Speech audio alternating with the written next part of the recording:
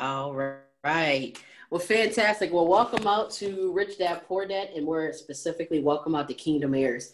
We are so delighted, we are honored, and we are very privileged to have this opportunity to connect with you each tonight. And so, with that in mind, hey, this is Richdad Poordad series and finale. We want to make that clear. This is the finale of our book club on Richdad Poordad. Today is September 14th. And what day of the week is it again? Monday, September 14th. Can you believe it's almost Christmas? All right, too soon. So it is Monday, September 14th. And hey, we want to welcome you all again to Kingdom Heirs and to the Richdad Poordad season finale. All right, so with that in mind, we do have a couple of treats for you. At the tail end of this experience, we will vote on your number one choice of a book because we are going to go into our next session together. And so we are going to get a chance to connect on our next book that is available directly related to finance. All right. So with that in mind, is that a good intro? It is. All right. All right. So other things to capture is that, hey, we are very excited to help empower you on your next phase of life and your journey. So let me just explain what that looks like and how do you be a part of the experience. So we actually have a group of coaches. We have Jennifer Black, we have Renee Rainey, we have Ashley Thomas, and hey, we also have Javen. Javen, I don't know how to pronounce the last name too much. Is it Yarborough? Did I pronounce that right? Yes. All right. So with that in mind, hey, we have Javen. Javen is your marketing guru. Hey, as you can tell from many photos online, he wears that tinted hat that's tilted to the side. And he wants to get you on that. He wants to get you on that next phase. And we have Renee that's going to expedite your process with your business plan. We have Jennifer Black that, hey, she specializes in stocks. But most importantly also is that, hey, she specializes in getting you the right insurance. And that's insurance for your family as well as your children. And we have Ashley. Ashley's here. I am your facilitator. I'm going to help expedite you in your financial wealth blueprints so that, hey, from A to Z, you never have any questions on what to do next, and including your money personality. That's very important, especially if you're in a relationship. All right. Well, we're not going to talk about relationships tonight, but hey, we have a lot in store. We have one more wealth coach, which is Pam. Pam is fantastic at nonprofit contracts. And if you're looking for someone to say, hey, I want to buy a car, how do I connect it to a contract, right? And the contract is what finances my life, not my earned income. Pam is one of your most enthusiastic wealth coaches that's going to get you on that plan. Mm-hmm. And I'll be honest with you, with her personality type and her enthusiasm, as well as her enriching a knowledge in the industry, I guarantee that she'll get you on your next phase of life. So with that in mind, these are your wealth coaches. Again, welcome out. And hey, with that, we're going to move on from this point. All right, we are here, Richdad Poordad. So hey, as a review, we're reviewing chapter 7, 8, and 9 today. Again, we're going to review chapter 7, 8, and 9. To kick off, we're going to review chapter 7. And so I need to hear your voices. I want to get some engagement going on with this. So chapter 7 specifically was going through work to learn, don't work for money. And as you can see on the screen here, there's a section that says job security meant everything to my educated dad. However, learned meant everything to my rich dad. Can everyone see that at the top of the screen? This is a big takeaway from this chapter. And so I really want to kind of pose a question here in terms of both. From a rich dad perspective, learning meant everything. While a poor dad perspective is that job security meant everything. So let me pose a question to each of you. Which section means the most to you? Is it job security? Or is it more about what you're learning? And let's be real transparent and let's be very authentic, right? In terms of which one matters most to you in this world today and why. And I'll just leave room for our guests that are here tonight. So that would be you, Barbara, and Lamont. Hey, Lamont, I want to get your insight on this, if possible. Lamont, if you're available, I want to hear your insight, if possible.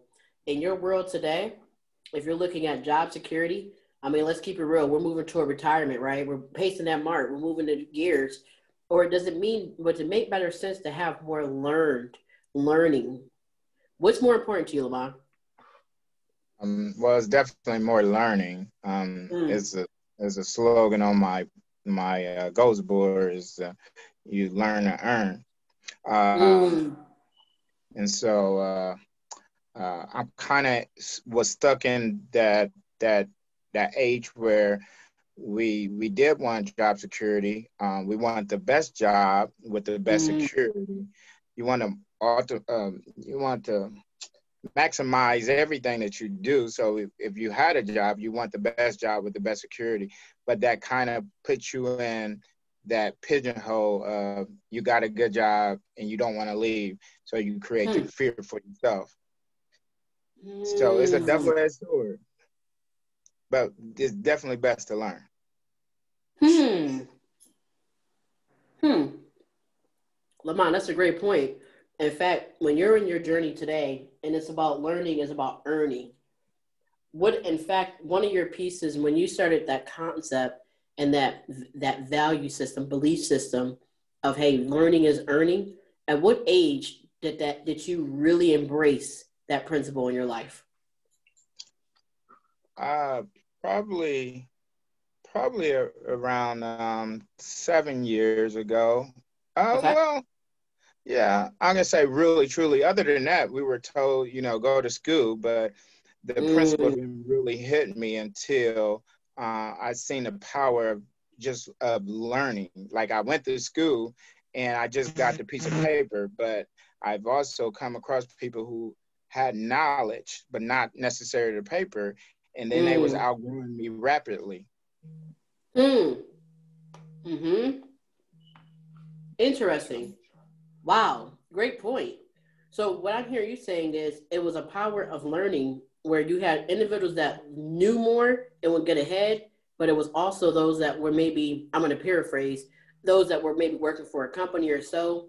It was all about that security. Correct. Yeah. Wow. And that's good stuff, Lamont. I appreciate your insight on that. I mean, it's fantastic. We're going to talk more about that as we continue in the session, because as you can see down below, it says the Richdad Poordad, the middle class. It was all about go to school, right? Specialize in the industry, specialize. That equals job security, and then retire with benefits. But hey, each of us know on the call today, hey, what are jobs really today, right? And they can always outsource you maybe for a young millennial, someone that's maybe much more experienced. But really in today's market, it's all about your certifications and who knows the most, really. And then secondly, who do you know, which we'll talk about as well. And so as you can see, Robert Kiyosaki, one of the things he really pressed upon is about the area that's right here on his left side or right side, the middle class, is about specialization. Robert Kiyosaki has a different approach, which I found very unique. He said, don't specialize, but he said, more importantly, know a little about a lot of things. And so I found that very interesting for me. And here's why. As I'm going through life and experiencing many different areas, HR, it's my full-time profession. I invest in apartment buildings as a real estate. I don't know much about the stock market. I kind of get, we're going to talk about it in chapter 8. I kind of get fearful. I don't want to make a bad mistake. But you know what's amazing is that even if I don't know a little bit about a lot in that area, I know someone that does. And it's all about leveraging the relationships. And the person that I would know most is Jennifer. Mm-hmm. And then actually even Lamont. And so I tell you what, the value of having coaches in your life is a rich dad mentality. It's a value of relationships. It's a value of increasing your financial IQ. And what is financial IQ? It's basically essentially taking your knowledge of your awareness of finances and increasing that momentum, increasing the education around it. And hey, if I don't know it, guess what? I know someone that does. And as you can see on this left side of the graph, it says the rich. It takes courage, it takes creativity, and it takes money knowledge. You best believe I'm going to tap into the right person, right? And so with that in mind, here's some major takeaways from this chapter, and I want to just open up with some conversation. The major point in chapter 7 was no matter how smart, talented, or well-educated we are, you may never earn as much as someone who makes a point of developing financial literacy. Again, this goes back to Lamont's statement earlier. Kiyosaki advised to find work doing something you'll learn, not based on how much you'll earn. Guys, here's my thought. It's how much are we getting out of our comfort zone, and what have we learned this year from Q1 to Q3, or have we been focused more on what we're earning? Let me open up with conversation on this. Barbara, I'm gonna let you take a stab at this. I have Barbara here tonight with me. Barbara's reading chapter 8. So, Barbara, let me pose a question, Yes. if possible. So this year, it's all about, hey, what are we learning versus earning? So from Q1 to Q3, what's one new principle or skill set that you've learned to increase your financial IQ? It could be from your wealth blueprint. It could be from debt pay. It could be whatever you take. What tip have you maybe learned? Or have you focused more on your earning power with your W-2? As I said before, I focused a lot on my W-2, but now I am changing that to focus more on being able to develop skills that I can not have to have the W-2 to replace the W-2. So my focus right now is making sure that debt pay down is the number one thing so that I can move forward. Awesome. So, Barbara, this is good stuff. What I'm hearing from you is you first focused on your job, your W-2. That was a primary source of, hey, what am I going to do with this? And then it changed to, how can I then maximize in debt pay down? Is where you start to learn new skill sets to increase your financial IQ. Right. Fantastic. Okay, so Barbara, let me ask you another question. We just posed some questions out here. I mean, hey, this is spicy and it's Spicy Monday, so welcome aboard. So, Barbara, let me pose another question. Your money personality. Again, we're going to do the money personalities in each course. We'll learn about, hey, are you a risk taker? Are you a spender? Are you a saver? Hey, don't worry about everyone. When you join the course, you'll see more about your money personality. All right. So with this topic in mind, Barbara, with your money personality, why was it so big to do debt pay down? What was your money personality? What is your money personality? Why is it important to do debt pay down? And how does that apply to your financial IQ? My money personality is saver.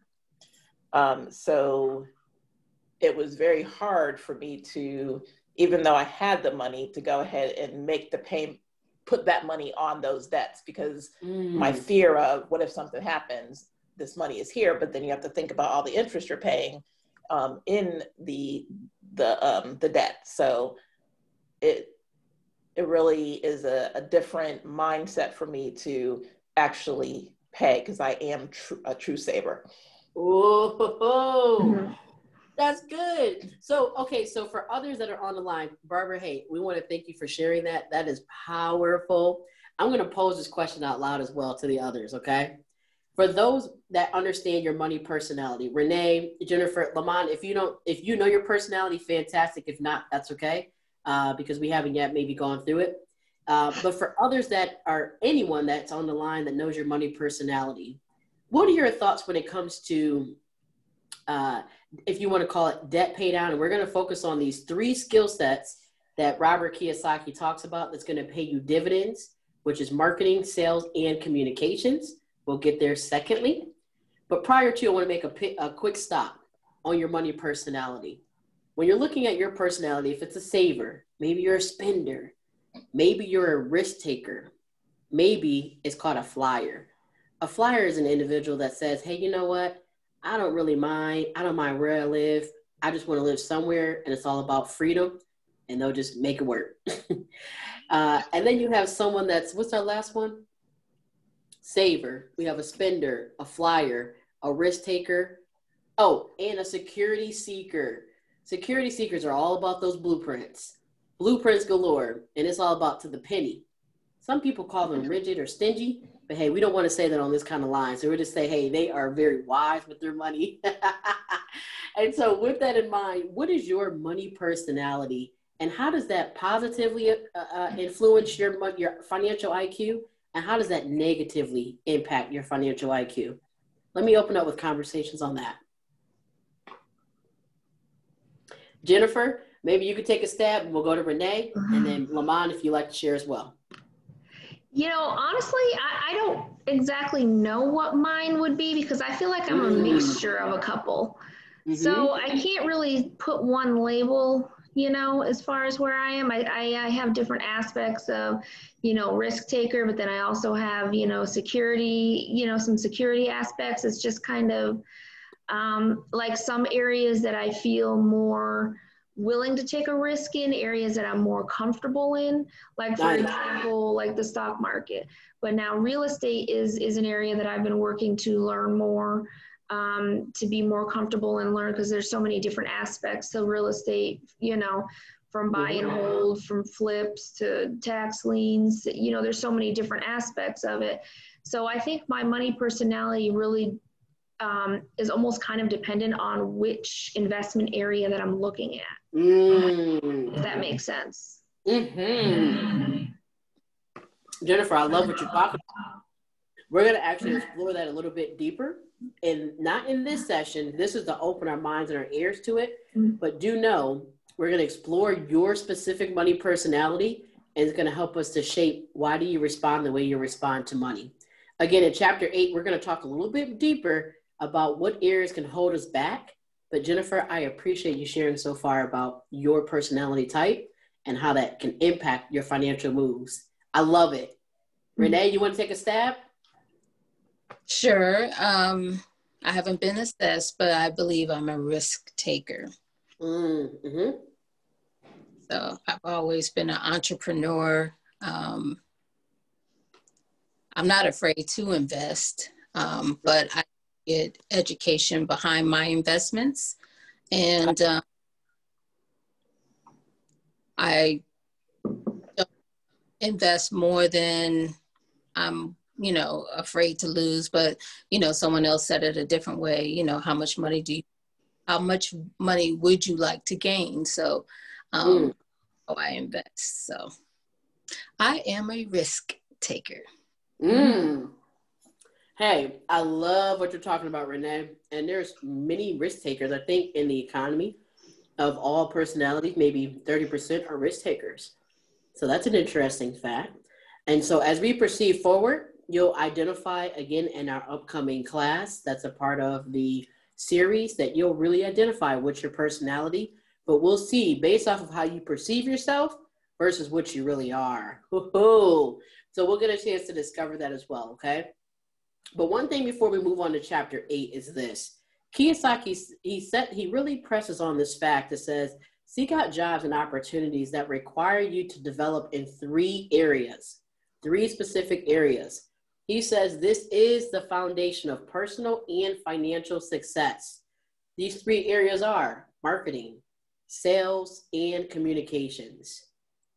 So what I'd like to do is open up with a small exercise. Now, you can participate or we can move on to chapter 8. I'm going to give us a vote on this because of the participation of what we have tonight, okay? So the conversation or the activity is this. I'd like for someone, now we're going to have those that are sharks, that are good sharks. We're going to be the sharks. And there's someone that's going to sell us and utilize their marketing, sales, and communication tips. All right? You're going to sell us on a product or a service. That can be selling us on real estate. That can be selling us on a pen that's sitting in front of you. Hey, that can be selling us on a cup that's sitting in the sink. Whatever you choose to do. I like for someone to take a shot, if you like, or we can vote to say, hey, move to chapter 8. But we like to utilize these skills that says, hey, these are the 3 key ingredients of personal and financial success: marketing, sales, and communications. And maybe this is a 60-second glimpse. And hey, we have some sharks that can say, hey, we'll vote on your product. This is a way for you to get your product out there and actually get some buyers tonight. So I'm going to give everyone a vote. Would someone like to participate and utilize their marketing, sales, and communication to sell us on anything you desire? And you're going to have some sharks that's going to agree to buy your product tonight or not. And secondly, you have a vote. If you want to move to chapter 8, we could pivot there as well. So I'm going to utilize a couple of things if possible. For those that have on top of your screens, we're going to vote chapter 8, or we're going to do this exercise tonight. On top, you have a thing that says view options. Does everyone see that up there? And you should see something that says annotate. Does everyone have a screen that says annotations?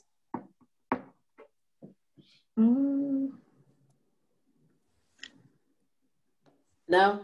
No, I don't see annotations. Okay, how about this? In our chat box. We have a chat box here? Yes. Yeah. All right, love it. I'm going to write in here test. Everyone get a message just now? Yes. Love it. All right. So let's take a round of applause. Let's see.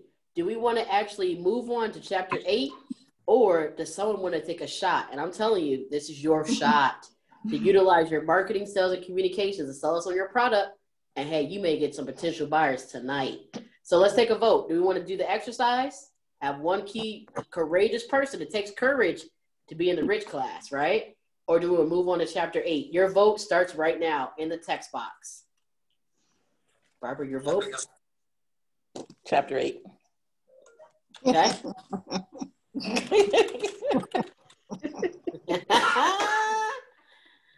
Barb, there's her response. All right, Jennifer, I see your response. Renee and Lamont, your responses matter.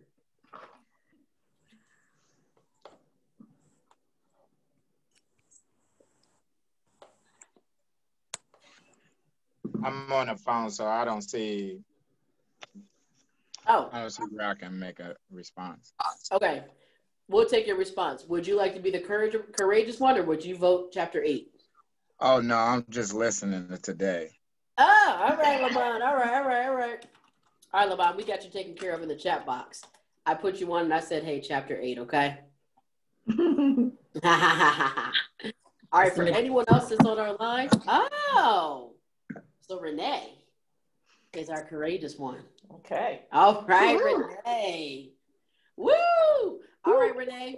And one thing I do know about the rich is that, hey, it takes courage, it takes creativity, and it takes that money knowledge. So, hey, without further ado, we have Renee here tonight. Let me just reintroduce. Renee is your wealth coach that's going to expedite you in your business plan. All right. Shortly after this call, you'll get a chance to register for any of her upcoming classes. But right now, she's going to take a shot and sell us on a product or a service. Renee, you have your sharks that are here on the line with you and those that are virtual by tuning in tonight. We're going to actually comment in the chat box and say, hey, do we want to vote on this product or service? And if so, you have some real potential buyers tonight, Renee. So without further ado, let me bring on Renee. All right. Renee, hey, you go at it. You got about 60 seconds. Sell us on anything you like, utilizing marketing, sales, and your communication skills. Thank you. I appreciate this moment. I have this ideal coupon booklet available. It's $20 worth of free ice cream, and it is yours for just $4.99. You can select any of your flavors. You can get a cone, you can get a dish, or you can even ask for it both in a cone or a dish. So, do I have any takers out there? The weather's nice and hot. You can buy one, get one free, and it's $20 value. Jennifer? Oh, where's the I know chat? that you like blueberry or whatever flavor you like. Let me see. I like salted caramel. Okay, so. Is that in your book? Yes, it's in my book. You can choose any flavor. Do you like sugar cone or do you like a plain cone? No cone, unless you have gluten-free cones. Okay, so you want yours in a cup, no problem. Ashley, what is your favorite? Gluten-free equals a styrofoam cup. Gluten-free. What's your favorite flavor, Ashley? Mine is, I love vanilla with sprinkles, those colorful sprinkles that are full of sugar. That's my favorite. That's your favorite, okay. Is that in your coupon book for $4.99? That's in my coupon book as well. Oh, what a convenience. And Barbara? seeing that you're dating, you know, once you get one, you'll get a free one for your date. Oh, you better stop it. Well, I'll put in the chat box. You already sold me. I'll take that offer. Me and my spouse and freedom. Hey, we got ice cream too. I'll take it. Barbara wants to chime in on her favorite. Let's see if you have it in your coupon book. What's your favorite, Barbara? Maple walnut. Ooh. Okay. See, and Lamont, I know yours is vanilla, so I can take care of you all. You can go on a group. You can have your next meeting. We can have our first book club meeting at the ice cream place, unless, Lamont, you change your flavors along the way. Sounds great to me. Okay. So for $4.99, who's the first taker? Well, I think the first taker is the one that put a star on their name on top. That little button of reactions. Wait a minute. The first one that gives a reaction that says, it says "ta-da." Oh, it looks like the first ta-da is on me. Oh, there it is. I see. Okay, wait a minute. Hold up. How do I do that? By utilizing your reactions, click on whatever reaction you want. A no, a yes, a laughing out loud, or ta-da for yes. Oh, okay. Hold on. Let me see. Oh, Renee. Hey, you got some takers tonight.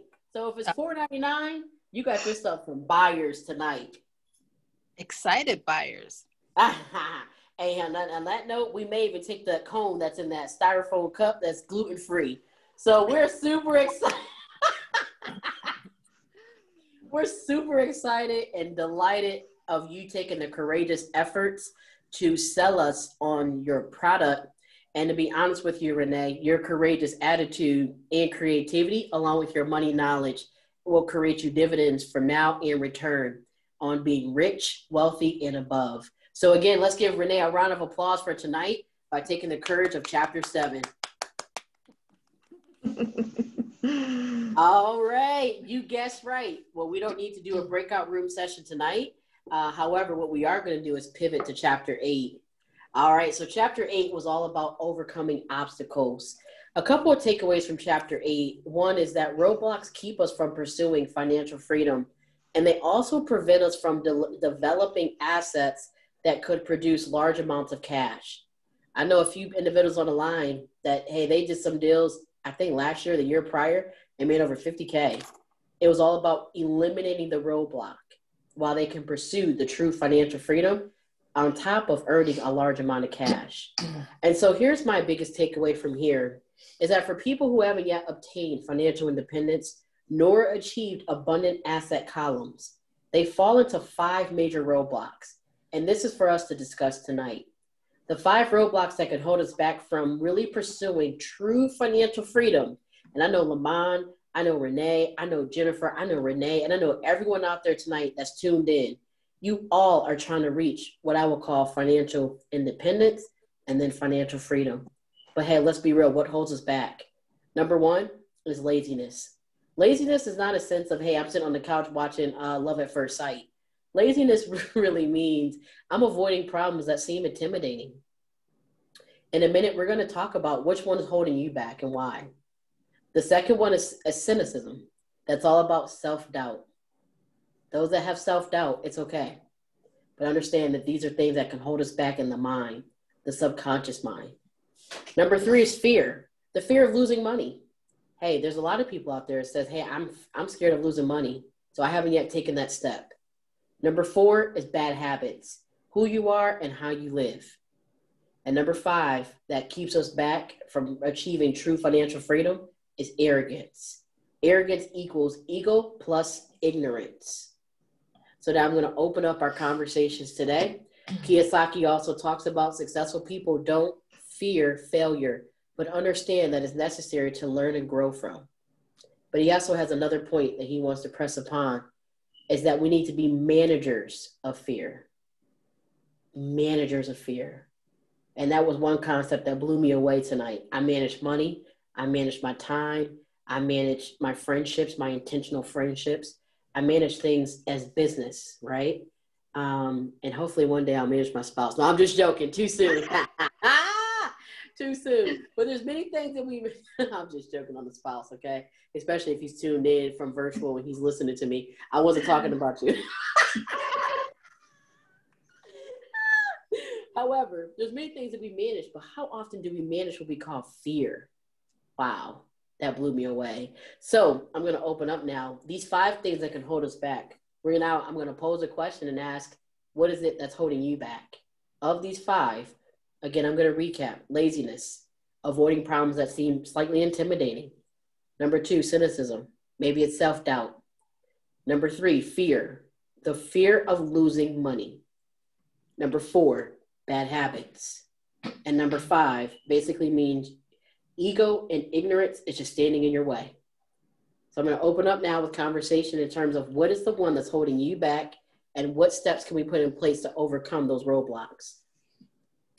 So I'll go first. This is Barbara. So mine is fear. And as I was actually reading the overview of chapter 8, there was a good statement in there that said, he explains, while it's normal to have fear, what matters is how one handles it. And so that kind of goes back to a couple Mondays ago when Mike was discussing fear, and you have to manage the fear. So you plan for it, and then it's not an obstacle anymore. So I'm learning that. Barbara, that's fantastic. Managing fear. So what's one thing that we can possibly do moving forward that, and it's just a tip, maybe one thing to ensure that, hey, we're managing fear like it's a systems of our life, right? It's a new system we're going to incorporate, managing fear. What's one thing you could take away from tonight's conversation and move that bar forward? Don't let, it's probably a little bit of what it says up here also of don't let it be an obstacle.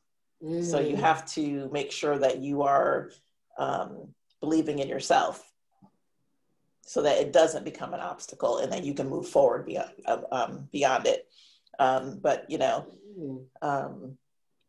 yeah. So I did just watch a movie this past weekend, and it's called Harriet. And one of her big things in the movie was when she went to escape, her pastor said, fear is of the devil, listen to the Lord. And that made her, that got her through everything that she needed to do. Oh, Barbara. Hey, I tell you, if I can just scoot over the table and give you a huge hug, that is one dynamic action step and principle. Hey, and I'll be honest, can we all take a note on that one? That's something worthwhile. Hey, I can't hear you, but I think I can see you. So is that something that we could take from Barbara's comment? Absolutely. Yes. Wow. Fantastic, Barbara. We appreciate that comment, and way to go. Number one, having the courageous efforts to say, hey, fear is what used to dominate me. And 2, here's an action step I'm going to do moving forward. Give me a hug. All right, too soon. All right, so the next up, she doesn't like that. However, so I think I want to share on this one. This is a space that we can be transparent and ultimately be vulnerable because in the end, hey, how successful is it to be financially free, but to get to that finish line alone? And so this is a space that we can actually share and lay it on the table. So I want to share what my roadblock was. Mine was simply fear, but it was a combination of fear and it was also arrogance. Fear in the sense that, hey, I don't want to lose money. Let's think about the stock market. And this is one that I'm fearful of. I'm like, I don't want to lose money. I don't know what to do. Right. And so I called Jennifer and I said, Jennifer, did I miss the market on this one? With the coronavirus? And she said, yeah. However, she said, hey, if you would have got me in March. And I said, dang it. Which secondly leads me to my second point, which is arrogance. I had a lot of ego, maybe pride to say, well, I don't want to do it. I'm just doing real estate. But the reality is, it's not to be a specialist. It's to really understand, to know a little bit about a lot.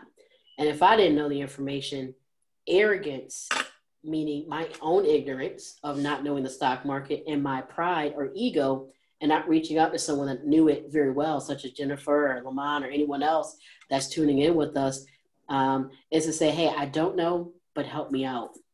And those two things held me back.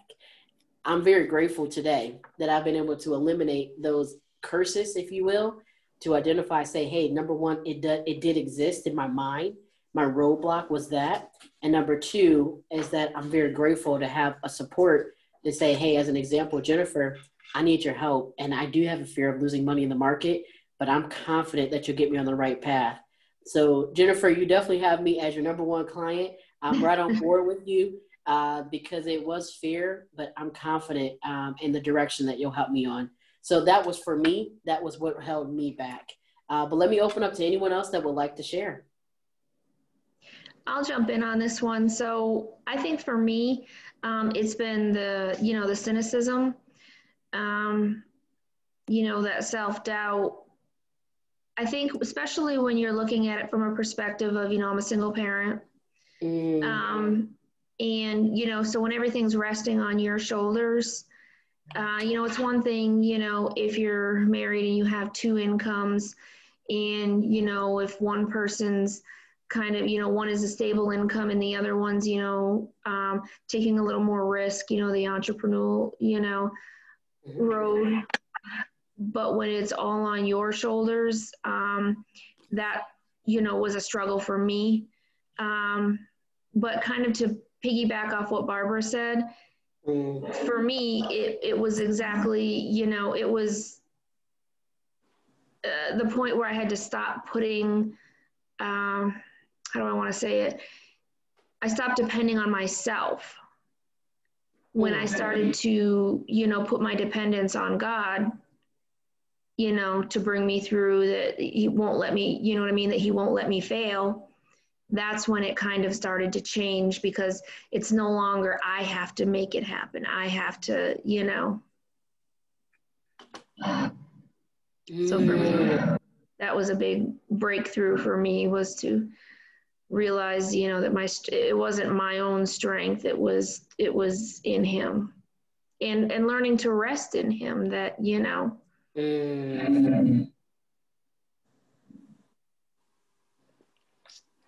Jennifer, that is powerful. Can you guys hear me okay on this thing? Yes. Okay, good.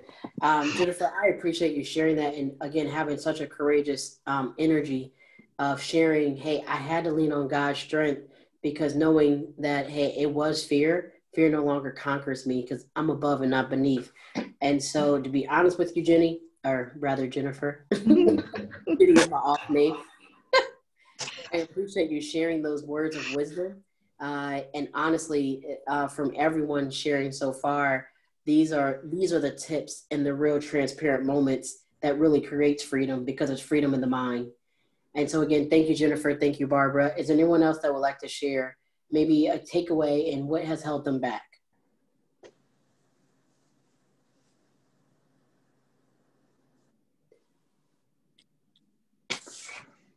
And I don't mean to sound, I don't know how it will sound, but I will say, I don't want to claim any of them. Of course, I've been fearful in life, but on making decisions, but I always had nothing to lose, and I always had great faith. So God has always been with me. So, I guess it's hard to explain. I never really depend. I always had a job, but I never depended on that job. Speaking of classes, I took Jennifer's class the other day about building an emergency fund. And I thought it was interesting. It's the first time I ever heard someone say that my job is secure.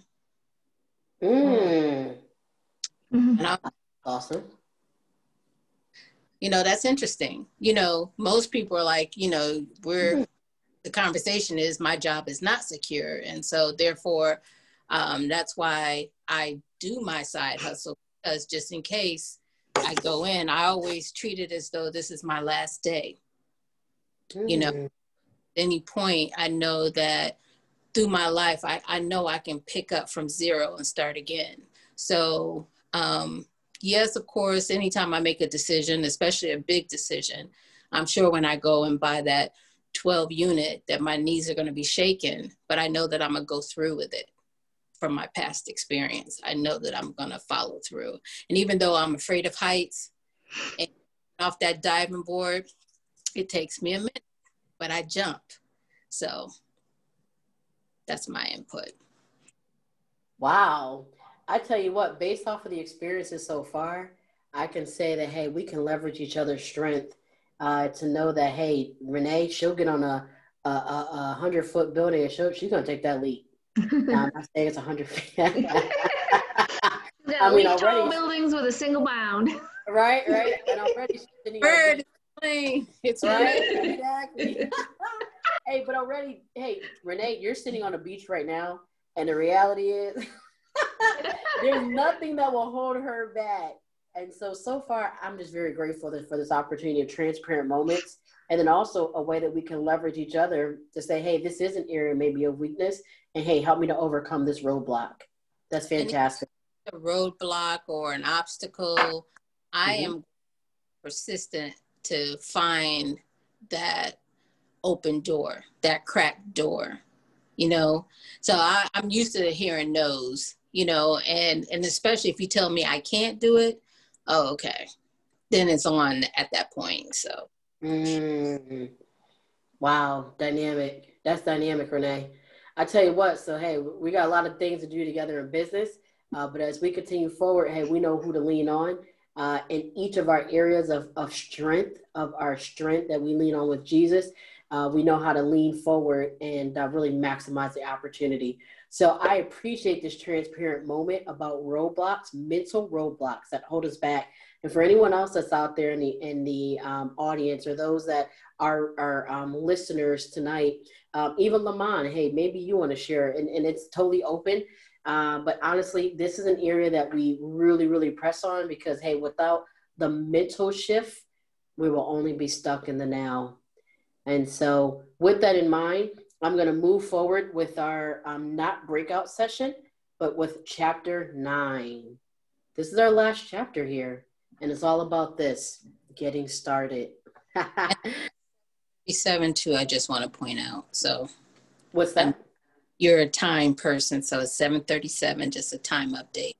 Excellent. We did start shortly, slightly after, so I think this is perfect, and we'll pivot from here. Thank you, Renee. I really appreciate it. This is one of the most important chapters, and then we're going to conclude. I think for tonight, what we're going to do, our last slide is a book selection where we're going to choose our next book and go over our next steps. And so we could do one of two options on that slide, but we'll talk about that shortly. So chapter 9 is this. It's all about getting started, taking action, and why wait. And so here's 9, but there's probably more takeaways from chapter 9 about how do you get started from here. We've been on the journey of Richdad Poordad over the last few weeks, understanding, hey, who we are and who we're not, understanding money principles with a rich dad and a poor dad. But really it comes down to now, what are we going to do with it? So earlier in our phase, we did go through, hey, what are those mental blocks that may hold me back? But hey, after that, after you identify, you change in your mindset and you have a navigation on tools to grow. Now it's about, hey, what are we going to do to now apply it? So here are a couple of takeaways from tonight's class and about next steps in getting to the next journey. Number 1 is have a reason greater than reality. Discover your purpose. Number 2 is learn as much as you can and focus on the daily. These may be slightly a little off verbatim from what they are in the book. It's just paraphrased. Number 3 is choose your friends carefully. Number 4 is pay yourself first. Number 5 is become a teacher. Number 6, master a formula. Number 7, stop doing what's not working, right? Number 8, take action, massive action. And number 9, make as many offers. There may be more in chapter 9 that I may have missed, but at this time, what I'd like to do, I'm not going to use your annotations or anything, but I'd like for you to just maybe inform, what's your next step from here? What is your next step from here? I'm going to take a snap at that. For me, it's choosing my friends carefully. There's a lot of people that would love to be friends, a lot of associates, and even in the space of dating or even the space of friendships, a lot of people would love to be friends or friendly, but it doesn't mean that they may qualify in your space or in your life. And that's important to me. And so that's my major takeaway in terms of continuing building my wealth blueprint and journey. But let me open up and, hey, what is your biggest takeaway? And does this list inspire you or does it discourage you?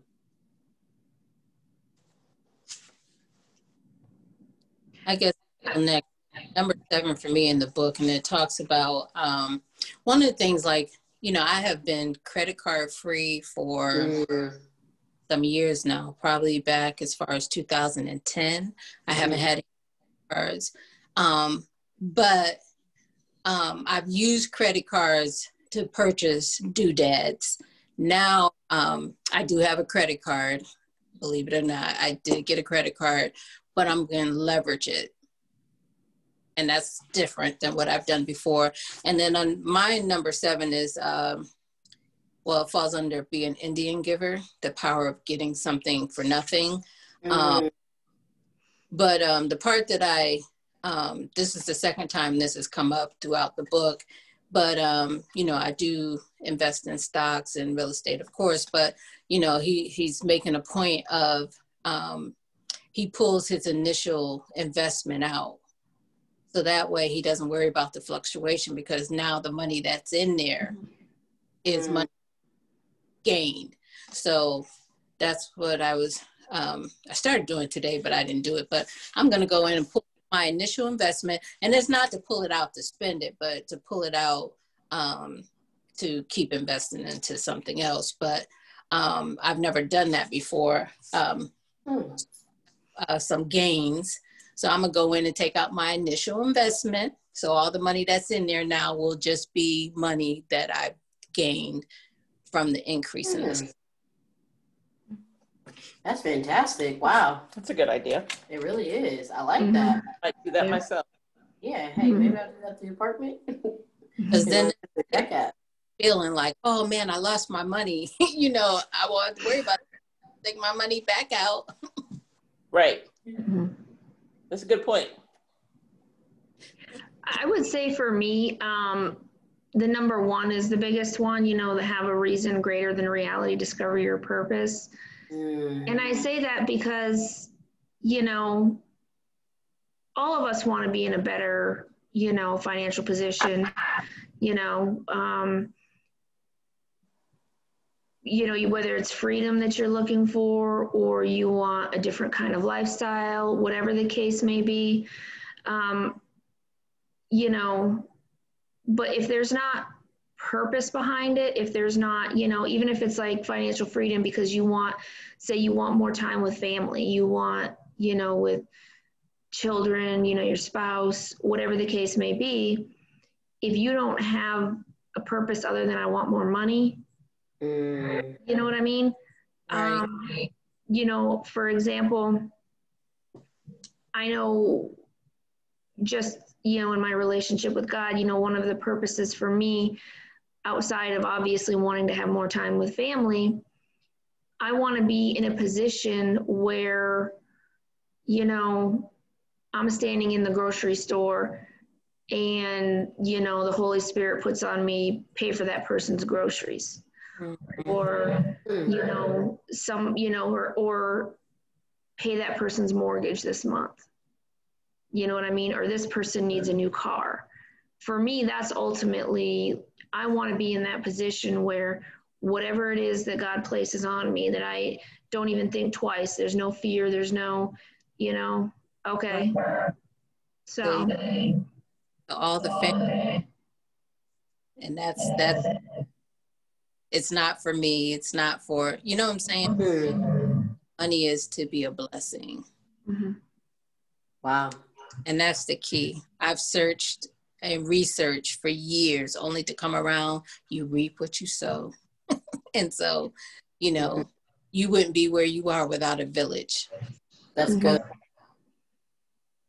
And that was one of them. So good. Yeah, I love that. Wow, fantastic. These tips are fantastic. I don't want to leave anyone out. I think this is great. I mean, honestly, I'm writing notes as we speak. And so I want to give anyone else out there, any listeners, a chance to really speak about, hey, what are your next steps? We do have someone else here at Lamont. I don't know, hey, if you want to share in terms of, hey, what are your next steps and where you are, or anyone else that's out there that's listening in to share, hey, your viewpoint on what are your practical next steps?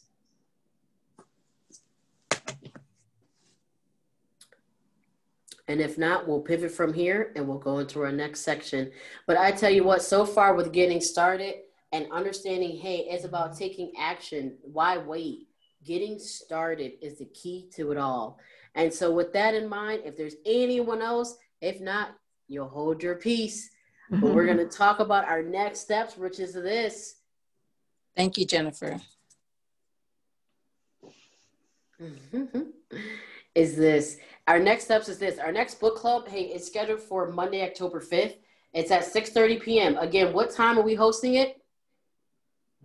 6:30. Thank you, Barbara. For those that are listening and tuning in, no, I'm just joking. It's scheduled for Monday, October 5th, 6:30 p.m. Next up, we're going to be voting on our next book. We have a selection here to the right-hand side that we get a chance to vote on. I tell you what, I have a lot of favorites in this selection. But hey, we're going to leave that open.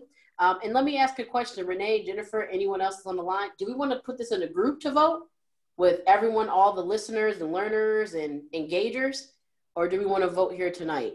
We have an option. We can vote on our page, Kingdom Heirs page, or we can vote here. I don't know. I think maybe vote on the page. Absolutely. All right. So with that in mind, hey, my recommendation is, hey, let's put the screenshot, the book club up separately. Let's get a vote from everyone. And then our next book, we're going to launch Monday, October 5th. At what time? 6:30. Thank you again, Barbara. Thank you so much. You got it right. 6:30 p.m. Eastern Standard Time. Last but not least, here's our next step. Is get started in a course. We have all your wealth coaches that are listed right below here. Gorgeous photos, gorgeous education, gorgeous mindset, right? But hey, why sit on the bench and not get started with your next step in your journey? So with that in mind, hey, we're going to conclude for tonight in terms of Kingdom Heirs. Hey, welcome aboard to Kingdom Heirs. We thank you for being a continued partner. And lastly, we thank you for joining the courses so that we can get you on your next step in your next wave of life. We'll see you again on our Kingdom Heirs Facebook page. And we'll get a chance next to vote for your book of the book club. Thank you so much for your participation again tonight, Jennifer, Renee, Lamont, Barbara, and all of the other engagers that are active tonight. And we just like to thank you and have a great night. See you soon. Take care. Bye. Bye-bye. Good night. Right.